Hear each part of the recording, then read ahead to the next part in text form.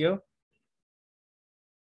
Okay, we will now start with the anatomy of the female reproductive organ. So the female reproductive organ class is actually subdivided into an outer and an inner structure. Okay, starting with the outer or external structures are your mons pubis. These are also otherwise known as your mons veneris. It is that pad of fat above symphysis pubis, and it is used as a landmark in measuring the fundal height. At puberty, it is covered by hair called your escutcheon. Okay, the pubic hair that occurs during puberty are called your escutcheon. And hair pattern in males is diamond in shape, while it is an inverted triangle in females. So when you would be asked to describe the growth of the hair patterns in males, you say it's diamond shape. Kutob sa lubot class, no? Then ang sa female is sa female side is an inverted triangle. So from the mons pubis, okay, ana siyang porma, di man ko kasulat diri class. So basta it's an inverted triangle starting with the mons pubis. Okay, let me use my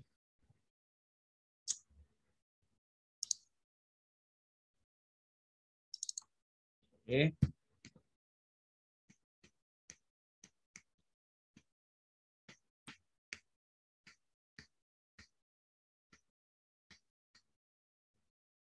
So we started with the mons pubis or the mons veneris. So again, this is the pad of tissue that is actually of important obstetric landmarks, class. Why? Because if you would be pregnant, we determine the age of the child. Ang tawag na to ana class is age of gestation. How do we know the age of gestation? One technique is using your Bartholomew's rule. What is your Bartholomew's rule?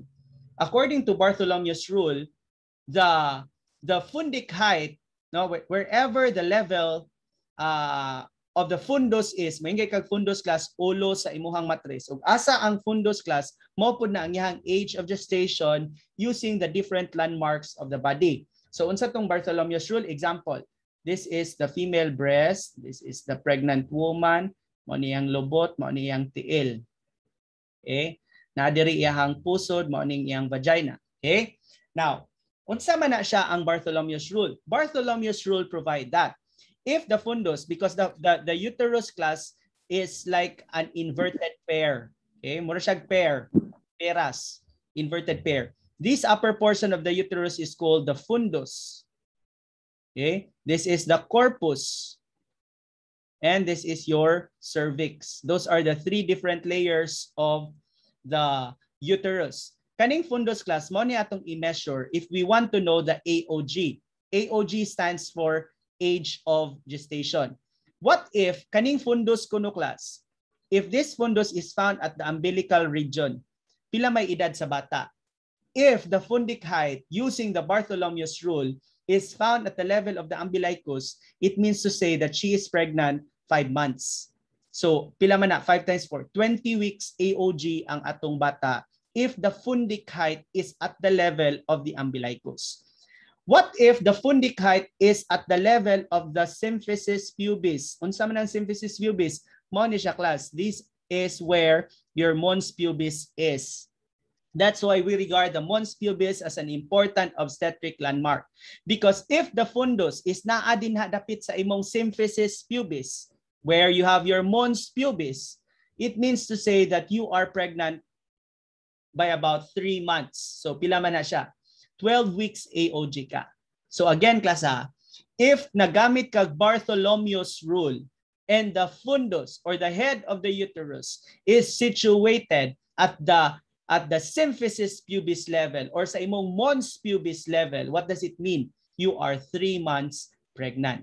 But if nisakasaka na ka class, naabot na ka diri sa pusod, that means to say you are 5 months pregnant. Nigawas sa board exam 2 years ago, what is the age of gestation if the fundic level is found midway between the symphysis pubis and the umbilicus? Nakunos to nga class. Therefore, your answer is 4 months or 20 weeks AOG. Ingon ana ka importante ang mons pubis. Okay? Mons pubis asa ang agtang kanang bugdo sa ibabaw. Okay? Labia majora class are the thick folds. Kaning thick folds class, kani diring dapita. These thick folds here are your labia majora. Okay? Kani diring dapita, kani. This is your labia majora. Okay? Di ba bugan man ni class? O nya na ay mura og bugdo din ha. Oh, kani siya ang labia majora. Well, this small flap of tissue here is your labia minora. Kani siyang labia minora. So lateral is your labia majora and a little inside, no, the thinner layer inside is your labia minora. The union of the labia majora, so labia majora plus labia minora is equivalent to your prepuce. Okay, prepuce. Kani siya, mao ni siya ang prepuce during the pit. Kani siya. This is your prepuce. Okay? Now, this one here is called your vulva. Okay? This is your vulva. Okay? This is your vulva. Kani everything class, everything. This is your vulva, everything here. Then this is your vagina covered by a hymen if you are still, if you have not had any sexual intercourse. Then this is your urethral meatus. This is where your urine comes out. So kung mao ni siyang urethral meatus, this is your urethra. This is your bladder. Then you have your ureter. Then you have your kidneys. Ana na siya og function class. Ana na siya og anatomy. Kidneys, ureters, bladder, urethra, then you have your urethral meatus. Mao ni siya ang gawasan sa imong ihi. Kani siya is the clitoris. This is the seat of sexual arousal. Okay? Everything class, this one, everything here is called, everything here is called your vulva. Okay? This one here. Everything is called your vulva. Tanan. Pero kani siya class, this is called your vestibule. Okay? This is your vestibule. Vestibule is that area where you find the three heavenly bodies. So inyong unaon, kanadi siyang vestibule, mura na siya galaxy. Naadin ha ang mga heavenly bodies. Unsa man ang mga heavenly bodies? Naadi ang sun, moon, and the stars. Ana na siya class. Tulo ka heavenly bodies, the sun, the moon, and the stars. Tulo ka heavenly bodies, asa makita ang heavenly bodies sa galaxy. Unsa to'y galaxy? It's the vestibule. But the entire thing is called your vulva. The thick fold, labia majora. Inner, thinner fold, labia minora. The seat of sexual arousal, clitoris. What are the glands here? If this is your urethra class, surrounding the urethra, kanidiri dapita, you call that your para-urethral glands.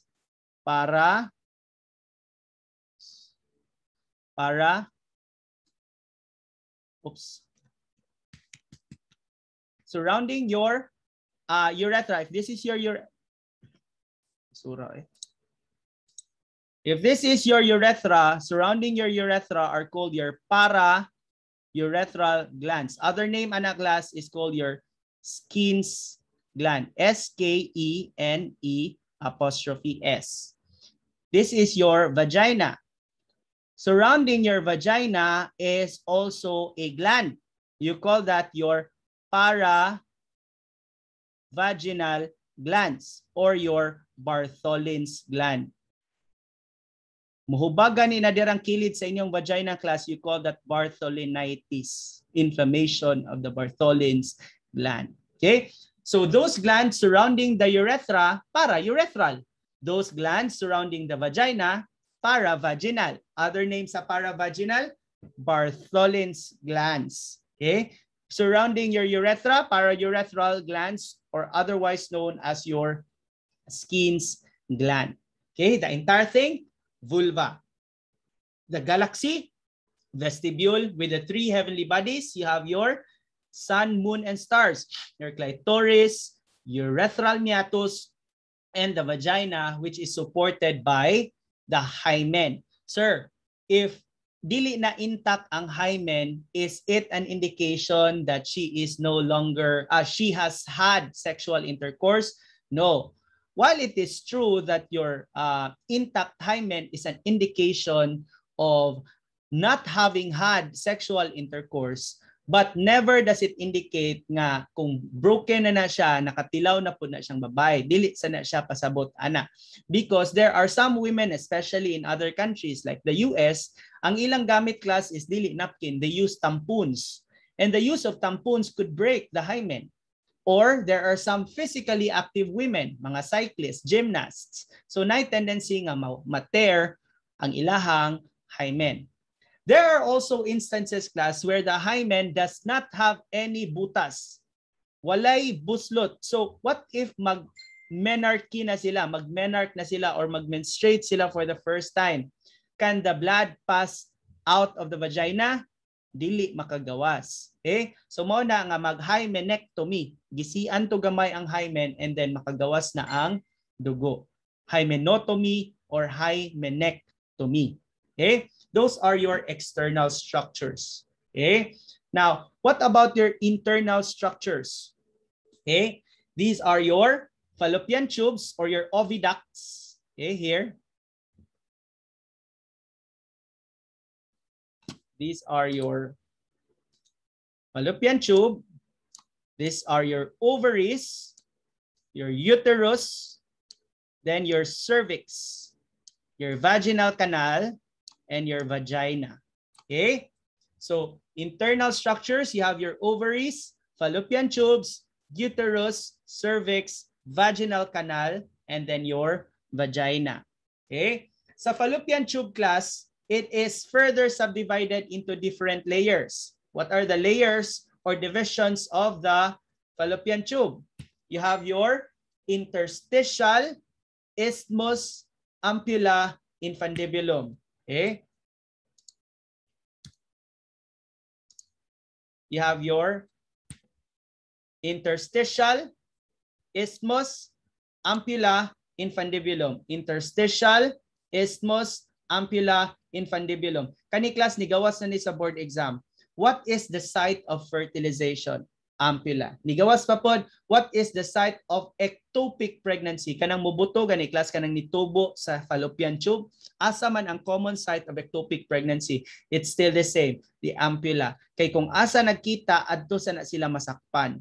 Site of fertilization, ampulla. Site of ectopic pregnancy, ampulla. Then you have the other parts of the fallopian tube, interstitial, isthmus, and the infundibulum. Okay? Your infundibulum class, it has in it the fimbriae. Kani siya. These are your finger-like projections. Finger-like projections are found where? In the infundibulum, at the terminal ends of the infundibulum. So kung morning inyong fallopian tube class, this is your uterus.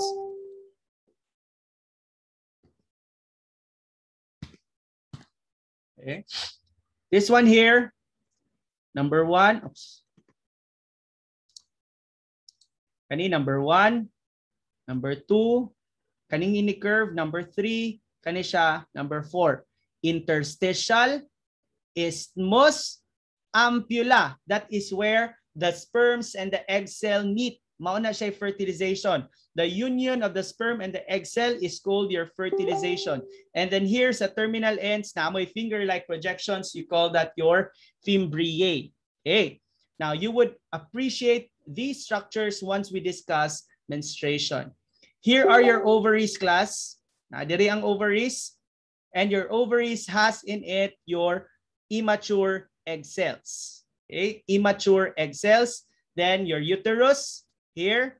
Remember the 3 layers. You have your fundus, the head of the uterus, corpus or the body, and the neck of the uterus is called your cervix. Then you have your vagina. Kana ganing maingon sila 1 cm, 2 cm, 3 cm, unsa may pasabot ana, ang buka na siya diring dapita class, ang iyahang kabukahon. So if you are 10 cm dilated, buka na kay na siya tanan, so pwede na kang manganak. Okay? So kana. Then you also have your female breasts. They are made up of fats, glandular, and connective tissues, which is between unsa nga rib, the second and the sixth rib. So between the second and the sixth rib, you have your breast. So what are the components of the breast? Okay, so the breasts are made up of, what is the basic functional unit of the breast? You have your acini cells. Acini cells. Acini cells. Groups of acini cells will form your lobules. Okay? Groups of lobules will form your lobes. And your lobes will empty into the lactiferous ducts. Lactiferous ducts. And your lactiferous ducts empty into the nipples. And your nipples are surrounded by the areola. And your areola are lubricated by your Montgomery glands. Montgomery glands. Okay? So acini cells and groups of acini cells will form your lobules. And your lobules will form lobes. Okay? And then from the lobes, you go to the lactiferous ducts. You see these structures, class? Naa din ha ang mga breast milk. Nganong naamantay breast milk? Why is there breast milk production? Because of the hormone prolactin. Hormone responsible for milk formation, the hormone prolactin. And then from the lactiferous duct, you go to the nipples. And the nipples are surrounded by a dark structure called your areola. Nganong moist man ang areola? That's because of the Montgomery glands, which are found surrounding your areola. Okay, female breast. How about, okay, these are the hormones. The basic unit of the breast is called your acini cells. Groups of acini cells forms lobules. Groups of lobules forms your lobes that empties into the lactiferous ducts, eventually to the nipples, surrounded by the areola and lubricated by the Montgomery glands. What are the functions of hormones that influence your mammary glands? You have your estrogen, progesterone, oxytocin, and prolactin. What does estrogen do? It stimulates breast development. Okay? So that's why, class, estrogen has been regarded as the hormone of women because it makes women look women by the development of the breast. So dagkog breast, daghag estrogen. Gagmay breast, gamay rapod sila og estrogen. Okay? Then, progesterone. Progesterone stimulates your acini development, kani nga mga cells. Why do these cells mature? It's because of the progesterone. Why does the breast grow? Because of the estrogen. Who produces milk? Prolactin. Who causes the milk to go out of the breast? Oxytocin. We call that, class, your letdown reflex. Okay? Again, pampadako sa breast, estrogen. Pampahimo sa gatas, prolactin. Pampagawas sa gatas, oxytocin. Pampadevelop sa acini cells, progesterone. Those are the different hormones that takes part in the development of the breast and in the physiology of the breast. Pampadako sa breast, estrogen. Pampahimo sa milk, prolactin. Pampagawas sa milk, oxytocin. And pampadevelop sa acini cells, or the basic functional unit of the breast, you have your progesterone. Now, let's go to the male reproductive structures. Nganong mootog ang male reproductive structure? Is it muscle, blood, or bones? These are exclusively blood. Okay? Whenever a male is aroused, this will cause the release of some acid, nitric acid to be specific, to be released from the walls of the blood vessels supplying the penis. So example, magunahuna siya. Kinsa may ang ginahuna? Si Ruel Divina, baron niyang gi-imagine. Di nahitabo, anak class, katong blood vessels sa iyahang blood vessels nga nag-supply sa iyang penis, mo release tog nitric acid, which will call upon dugo, attack. Oh, so sirit ang dugo, the blood will gush to the penis, causing erection. And these basal layers and muscles like your corpora cavernosa, kanisha. Corpora cavernosa, these are muscles that surrounds the blood vessels class, will contract. So kung mauni siyang salaki, this is the penis. Okay? Kani diri class, naa diri ang imong muscles at the base of the penis, your corpora cavernosa and your corpora spongiosum. These are muscles that will contract.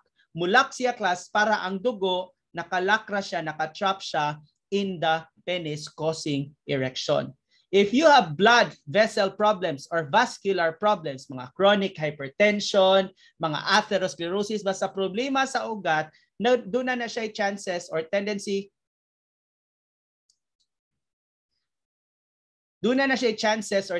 class that you will develop penile erectile dysfunctions. Okay.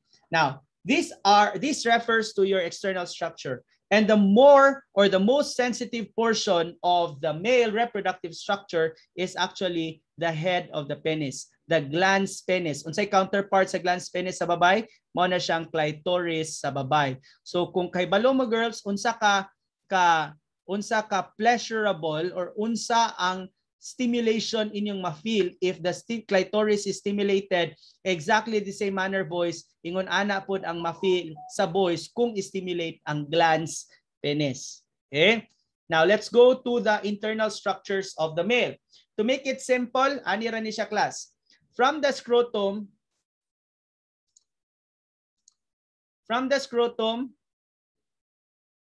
it surrounds your testes. Okay, the scrotum covers or encloses the testes, and the testes are made up of different types of cells. You have your different types of cells. You have your testes, certain types of cells in the testes. Seminiferous tubules,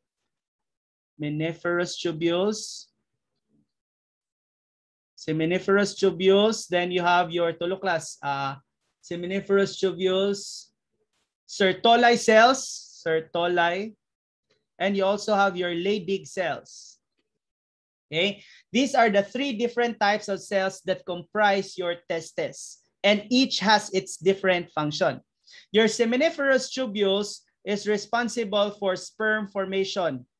So asa nahimo ang sperm? Sa itlog. Asa sa itlog? Seminiferous tubules. Sertoli and your Leydig cells are responsible for sperm motility. Nganong mulangoy ang imong sperm? Because of the hormones or the enzymes produced by the Sertoli and your Leydig cells. No, Sertoli cells are class, basta motility. Leydig cells is responsible for the formation of testosterone. Okay, again, seminiferous tubules para unsa? Sperm formation. Sertoli cells para motility. Leydig cells para sa production of testosterone. Mao na class atong discussion ganina, if chromosomally male ka, you would have testosterone. If female ka, wala pud kay testosterone. Why? Because do females have scrotum enclosing the testes? And one type of cell in the testes is the Leydig cells who produces testosterone, di ba? So kung wala kay Leydig cells, wa kay testes, wa kay scrotum, wa kay testosterone. Okay? Now, from the testes, you now proceed to the testes, you go to the epididymis. Then from the epididymis, you go to the vas deferens. From the vas deferens, you go to the urethra. Urethral meatus to be specific. Urethral meatus. Again, scrotum enclosing the testes. Testes connected to the epididymis. Epididymis connected to the vas deferens. From the vas deferens, you go out to the urethral meatus. But from the travel between the epididymis and the vas deferens, natay gitawag class og accessory structures. Unsa maning mga accessory structures? You have here your prostate. prostate. You also have your Cooper's. Then you also have your seminal vesicles. Seminal vesicles. By the way, class, all of these discussions were covered by the concept I gave you to prepare, male and female. So all these terms must not be foreign to you anymore. Okay? Epididymis to the vas deferens. But before the sperm travels from the epididymis going to the vas deferens, there are some accessory structures. And what are these structures? You have your prostate, Cooper's, and seminal vesicles. What do they do? Hey, kani siyang prostate class, mura ra mo og kanang the prostate, Cooper's, and seminal vesicles are responsible for the release of an alkaline fluid. Alkaline. Ngano man class? Because the sperms are about to enter the vagina. And the vagina is an acidic environment. Timanin ni class. If the sperms are exposed to heat, the sperms will die. But if the sperms are exposed to an acidic environment, the sperms become immotile. Dili molihok, dili makaswim, dili makapenetrate sa imuhang egg cell, so dili makapurma og bata. Okay? Again, sperms, when exposed to heat, they will die. But when sperms are exposed to acid, they become immotile or they stop moving.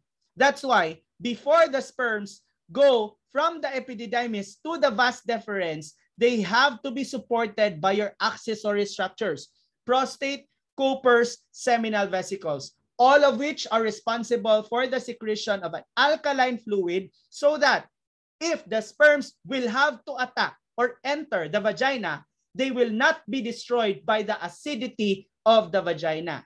Okay? So, nga naman, because sperms, once exposed to an acidic environment, they become immotile. So dapat class, naa sila'y baon nga fluid gikan sa accessory structures para pang-neutralize sa acidity sa vagina. Why should the vagina be acidic? Because the vagina is prone to urinary tract infection. And we know for a fact that acid is detrimental or it decreases the chances of infection. So support mechanism na siya sa babae para di sila magka-UTI. Ay mo nang acidic na sila dito. Pero ang problema, kung moabot si sperm din ha, acidic man ka na, di mahimo siyang immotile, dili kalihok, dili ka-attack. Pero nganong naka-attack man class? Tungod sa accessory structures which are prostate, Cooper, seminal vesicles, which gives your alkaline fluid. Unsa ganito ang atong principle? When the sperms are exposed to heat, they die. And when sperms are exposed to acid, they stop moving. Mauna class, nganong ang itlog gipotos og scrotum. Pilay normal body temperature? 37.5, di ba? Normal body temperature. The sperm must be exposed to a temperature 1 degree Celsius lower than that of the body. Meaning to say, if ang normal temperature is 37.5, dapat si sperm ma-expose lang. Running out of time? Group meeting? We've removed the 40-minute time limit of your group. Wow! Lindot. Okay? So wako na limit class. Hantod nila city class. Ibitaw. If ang sperm class must not be exposed to too much heat. Unsa may requirement? The sperm must only be exposed to temperature 1 degree Celsius lower than that of the body. So unsay pasabot? Kung ang temperature sa tao 37.5, dapat si sperm 36.5 lang. Kay kung ma-expose siya og too much heat, these sperms will, hebalo na mo, they will die. Pero kung acid ra class, they become immotile. Mauna nga ang itlog gipasok, gibutang sa scrotum. Kay ako'y Ginoo class, ako na lang unta nang hipuson ang scrotum para way magbitay, no? Way magpalak-palak kung magkuan na, di ba? So, kung ako'y Ginoo akong gihipos, pero bright man Ginoo kaysa nako class. Unsa may gibuhat? Gipagawas niya ang itlog. Ngano gipagawas na ng itlog? Kay because the requirement is it must be 1 degree Celsius lower than that of the body. Kay kung si itlog gisod pa nas abdomen, or we call that case undescended testis, infertile ka, dili ka kaanak. Ngano man? Because your sperms are dead. Nganong dead man? Gisulod man ka sa lawas. Unsa may naa sa lawas? 37.5 may temperatures lawas. Pero bright man Ginoo, unsa gibuhat? Gipagawas ang iyahang scrotum, gipabitay sa gawas. Okay. Now, boys, when you check later, go to the CR and check your testes. You would notice, boys, that your testes are of different levels. Ang usa taas, ang usa ubos. Ang usa dako, usa gamay. Di gina siya tupong ha. Magtupong ganina o parihas ganina gidakon pa-check up kay testicular cancer unya na. Okay? Nga naman, the testes class has to be in this format. Usa taas, usa ubos. Okay? Why? Because if gitupong ng testes class at the same level, iniglakaw sa lalaki, magkiskis na, you call that friction. And you know for a fact that friction causes the production of heat. So when your testis comes in contact, creating friction, heat is produced. And we know that heat is contra sa sperm because all sperms, when exposed to too much heat, they die. So bright man Ginoo. Ang usa taas, ang usa ubos. Iniglakaw sa lalaki, bisag magdagan pa na siya, ang itlog, dili magkiskis. Because one is higher and one is lower. The question is, which part is taas, which part is lower? Which part is dako, which part is smaller? So left and right. Left, right. Dali ra class. Left is low. Okay? Right is raised. Di naman siya moagi class. Wanay tinta. Raised or elevated. Okay? So ang left, low. Right, raised or elevated. Large, kung L. Low, large. Large siya class, mo nang bugat mas ubos. Larger ang left. Ang right, regular naman siya. R, regular, raised. Okay? So di natin maglibog ha. Asay dako, large, left. Asay ubos, left, low. Okay? Large, low, left. Right, regular, raised, right.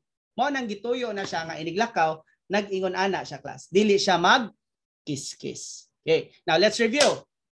Let's review. Male anatomy. Your male anatomy erection is controlled by the autonomic nervous system. What part of the autonomic nervous system? Is it sympathetic or parasympathetic? Kinsay makapautog? Sympathetic, parasympathetic. Tubag class, parasympathetic. Para utog, parasympathetic. Okay? Nganong niutog tungod na ni parasympathetic. So kung ga-imagine ka, kinsay mong gi-imagine din ha, and you are stimulated, boys, the blood vessels of this penis will start to release nitric acid, which will attract blood. So blood will gush to that area, and then the base of the penis will lock in the form of contraction, so that erection is sustained.